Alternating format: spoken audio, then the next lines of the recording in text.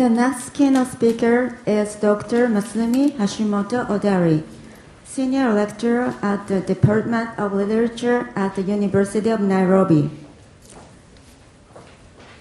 She will be delivering her keynote speech titled Nurturing Global Citizenship Through Teaching Literature. Dr. Odari holds a PhD in literature from the University of Nairobi, and she is the former chair of the Department of Literature at the same university. Her research includes a relationship between literature and social injustice, climate of resistance, value-creating education, and global citizenship, and the role of poetry in cultivating human spirit. While teaching at the University of Nairobi, she also became the first Japanese woman in Nairobi to be licensed as a lawyer. And as a lawyer, she is greatly respected for her support of the local people. She is also an alumnus of Soka University, who graduated with a Bachelor of Arts in English Literature. We are very delighted to welcome her back as our keynote speaker. Dr. Odari. Okay, thank you very much.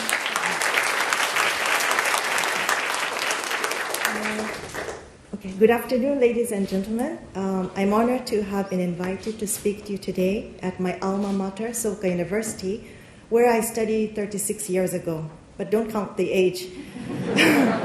I would like to take this opportunity to thank the founder of Soka University, Dr. Daisaku Ikeda, who is my mentor, and Soka University, represented by Professor Suzuki and Mr. Tashiro, for this opportunity. My presentation will be in 3 sections.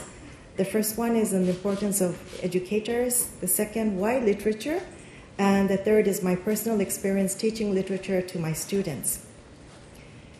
As I was pondering on what to share today on global citizenship education, I thought about my school days and the teachers who taught me. So I would like to begin by posing a question to you, which is, which teacher do you remember most from your school days? Or who was your favorite teacher? Is there anybody who would like to answer that question? I know you're all teachers and you ask questions, right? Anybody? Ambassador Horie?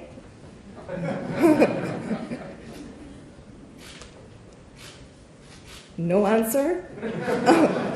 Bad student. Okay. Anyway, so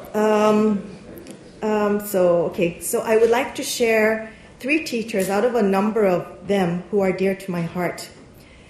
When I moved back to Japan from the US at the age of 10, I had no understanding of the Japanese language and therefore had to learn the language from scratch.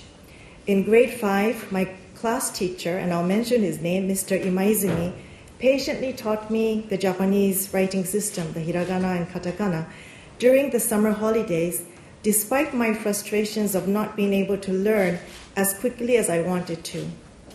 He must have sensed my frustrations and gave me a signature board in which he wrote, "Gambaru mono wa kanaratsu katsu," which means those who work hard will win in the end. This made a lasting impression on me and gave me hope that I could succeed like my classmates. Another teacher I remember is my Japanese language teacher, Mrs. Kubo, in junior high school. For one of our assignments, we had to write an essay about our summer holiday. During the holiday, I happened to visit my mother, with whom I was not living with. I felt embarrassed to share my personal life openly because I did not want to be asked, "Why are you not living with your mother?" And so on. But I wrote honestly about spending that holiday with her, and to my surprise, my teacher commented that my Japanese had improved and praised my essay. To this day, I still remember what she wrote. "You have come to understand the depth of a human heart. The more suffering you go through, you will become a person who understands other people's suffering. I hope you can be that kind of person." I felt encouraged that I could be somebody who could empathize with others in similar situations and not to feel embarrassed about my situation and keeping the feelings to myself. When I entered Soka University, I met a professor who was very strict. Professor Kita's strictness, I think you must have known him, was that of kindness and helped guide me to always aim to be a better person. Even after I graduated, I continued receiving guidance and encouragement from him until he passed away a few years ago. These are some of the teachers who made a deep impression in my life and who I hold dear to my heart. The reason I remember them so vividly and with such affection is because they believed in me and gave me encouragement and hope that even though I have my own weaknesses, I can shine in my own unique way and contribute to society. Thinking about my teachers also reminded me of Dr. Ikeda's words he shared at Columbia University Teaching College in 1996. I read this when I was struggling with writing my doctorate thesis in literature. And he says, "The proud mission of those who have been able to receive education must be to serve in seen and unseen ways the lives of those who have not had this opportunity. I am convinced that education should be a vehicle to develop in one's character the noble spirit to embrace and augment the lives of others." Dr. Ikeda's words, especially on our mission as educators, inspired me and was a turning point in my profession as an educator. These words and memories of my teachers made me realize how important it is for educators to bring out the potential of each and every student and to nurture students who will contribute to and promote world peace. Dr. Ikeda stresses that it is essential to teach the 3 requirements of global citizenship in order to promote humanity and world peace. They are 1, the wisdom to understand the interconnectedness of all human beings and their environment. 2, the courage not to fear or deny difference, but to respect and strive to understand people of different cultures and to grow from encounters with them. And 3, the compassion to maintain an imaginative empathy that reaches beyond one's immediate surroundings and extends to those suffering in distant places. These values are based on Dr. Ikeda's Buddhist belief that all human beings have the fundamental goodness, such as compassion, empathy, wisdom, and courage, innate in them. In a book titled Choose Life, a dialogue, Dr. Ikeda and the late British historian Dr. Arnold Toynbee discussed the challenges they anticipated the 21st century would face. They highlight that the present threat to mankind's survival can be removed only by a revolutionary change of heart in individual human beings. Half a century later, their message is more critical than ever. Our world has significantly advanced and our lives improved owing to the contributions made by science and technology. Nevertheless, thinking only about our own existence and the lack of respect for the lives of others, including our environment, are posing threats leading to conflicts, wars, and various forms of injustices.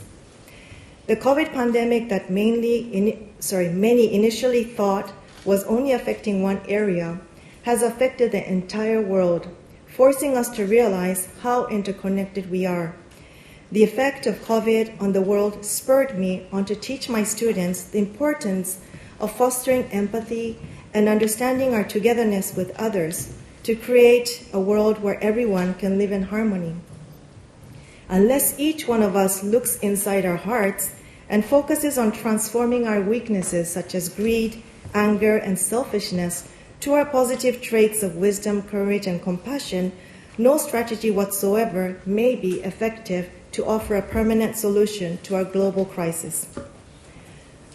Dr. Ikeda states, only when humanity itself is given the place of preeminence is it possible to make a meaningful breakthrough in our search for solutions to the problems of our age and the apathy plaguing human relations today. Likewise, Nigerian writer Wole Soyinka states that the foundation of justice is the ability to imagine yourself in others' shoes. How then can we develop our humanity where we are mindful of each other? What can we do to have a revolutionary change of heart in individual human beings that is transforming our basic tendency and activating our goodness, as Dr. Ikeda and Dr. Toynbee push for? In recent times, more and more Kenyan students are applying for STEM-related courses such as medicine, engineering, and information technology over humanities.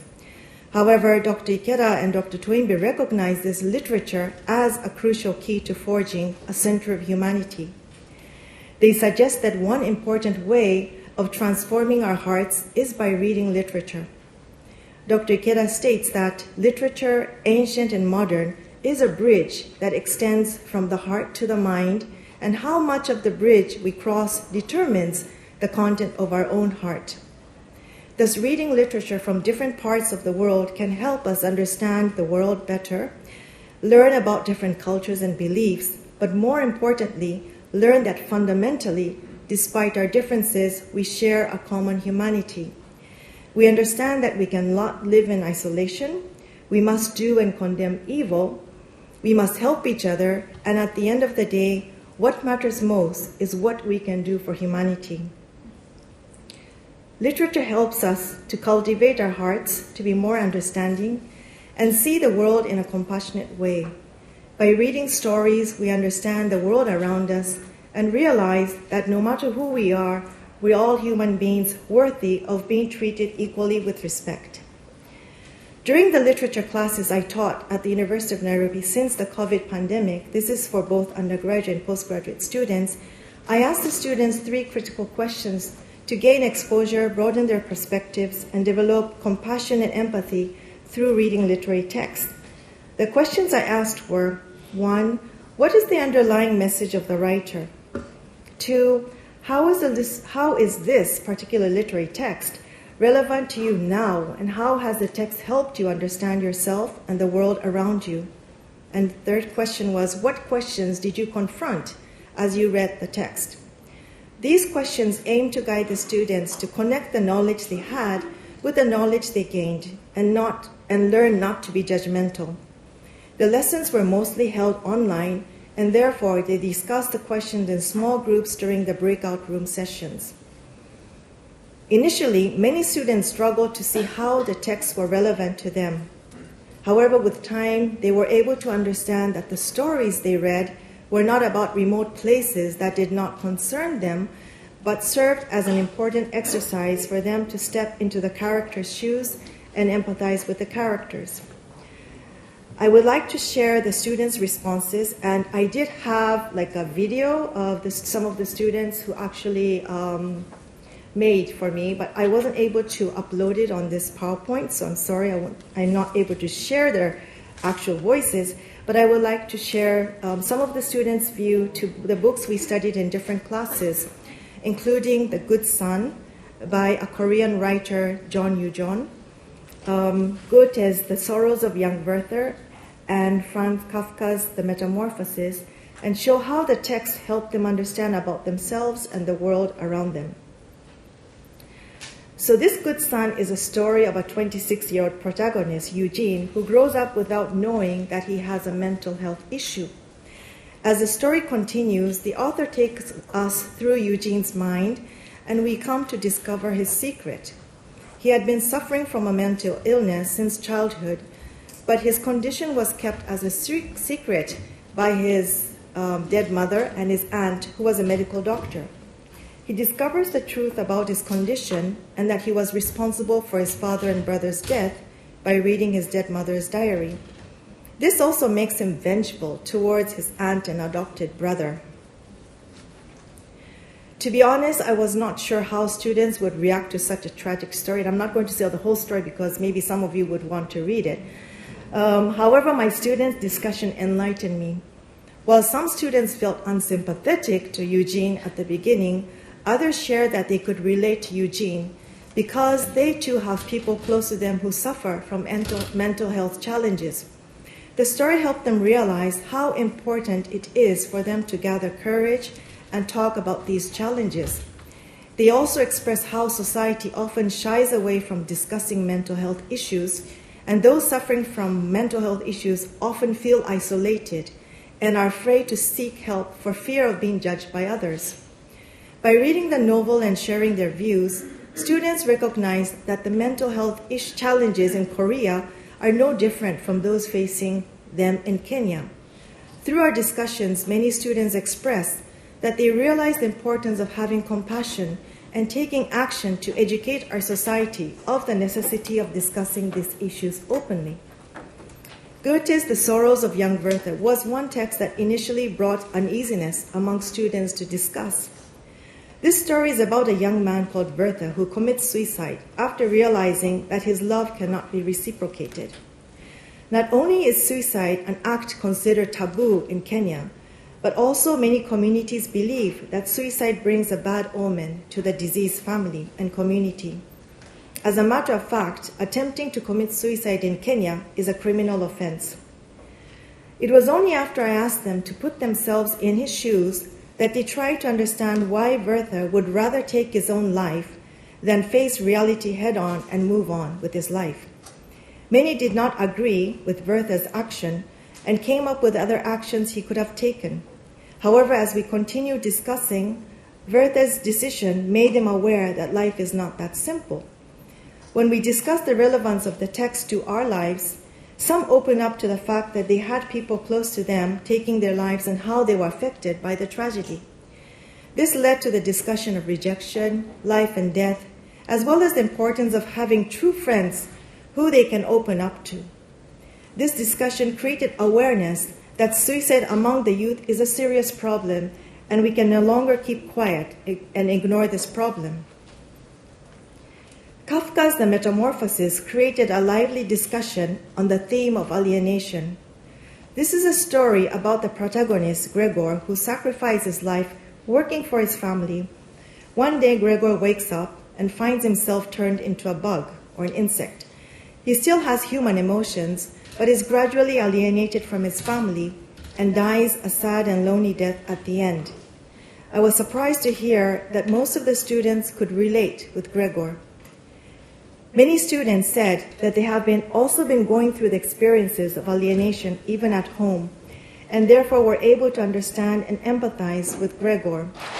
I was moved by the students' life stories. When one student shared her story, others were encouraged to share their experiences as well. This made me realize that having a space for the students to share deeply about their struggles with one another made them learn to appreciate each other. This led to a very lively discussion of what different actions they would have taken if they were Gregor, his mother, father, sister, or even his employer. At the end of the course, I asked the students to share their feedback on what they thought about the course and what, if any, impact it had on their lives. I would like to share a few of their comments. Some students said that reading literature helped them reimagine a better version of themselves and have a new perspective and reasoning about life.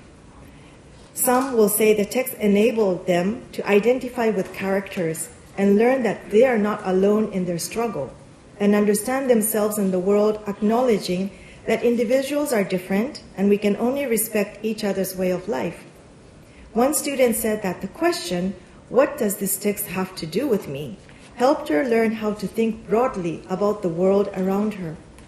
Others said that the questions made them realize that circumstances that they have not directly affected them also serve as lessons for them.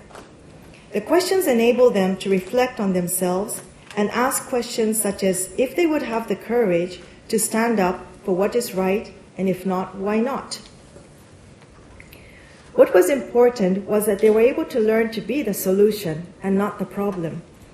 These brief anecdotes suggest that literature helped the students learn how to think outside of themselves and to be more sensitive to the world around them. Not only did literature help them learn about themselves, but also offered them an opportunity to think of who they could be. Another point I would like to mention that surprised me was that the most students appreciated having discussion sessions where they could share their views. Some even said that discussing in small groups gave them courage to speak in front of others. And I think you also felt when I asked you the question, because none of you are ready to raise your hand, right? Giving students the freedom and space to freely discuss their thoughts, allow them to share their diverse perspectives, to understand and learn about others' views. Students were also able to practice active listening, which requires respect and compassion. Through dialogue, the students were also able to gain awareness of our interconnectedness and heighten the respect for each other to allow them to work together towards realizing a society free of prejudice, selfishness, and fear. Societies are constantly changing. By changing how we think about things, how we process information, and how we ask questions, we can encourage more dialogue among people. We can train people to learn to listen and respect others. Education that places the student at the center and focuses more on developing them as a person with individual thoughts would be more beneficial to society in the long run rather than education that focuses on only attaining good grades. Such an education would hopefully move the world towards a more positive coexistence where though there are disagreements, as there would be in any healthy society, this would not alienate others or deny them the ability to live the life they deserve and desire. Dr. Ikeda, in his lecture on Mahayana Buddhism and 21st century civilization at Harvard University, states, "The invisible arrow of evil is not to be found in the existence of races and classes external to ourselves, but embedded in our own heart. The conquest of our own prejudicial thinking, our own attachment to difference, is the necessary precondition for open dialogue.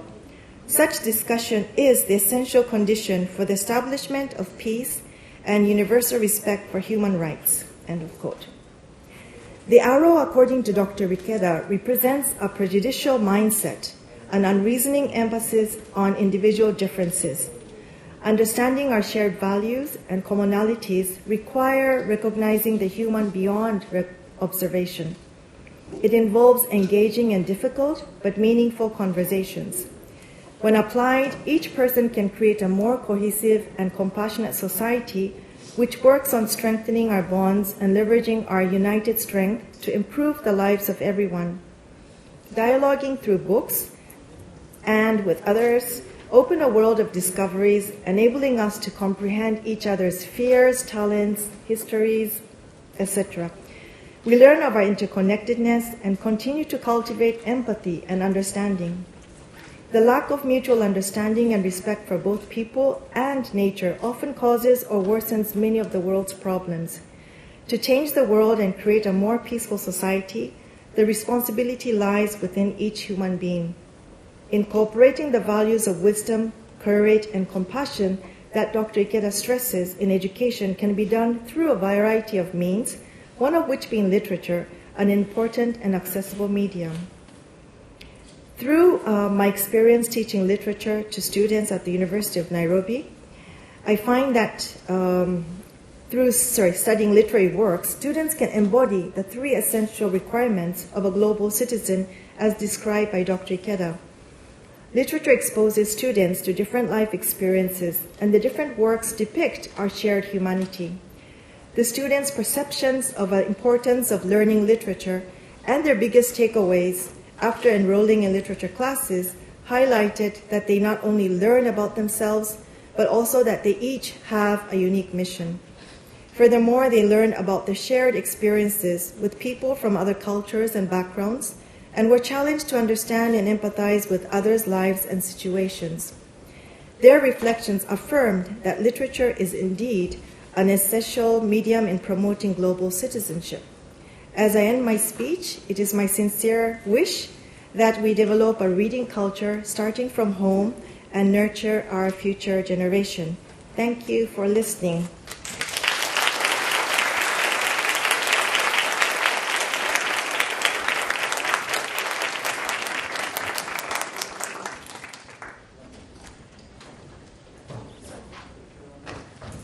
Thank you very much, Dr. Odari.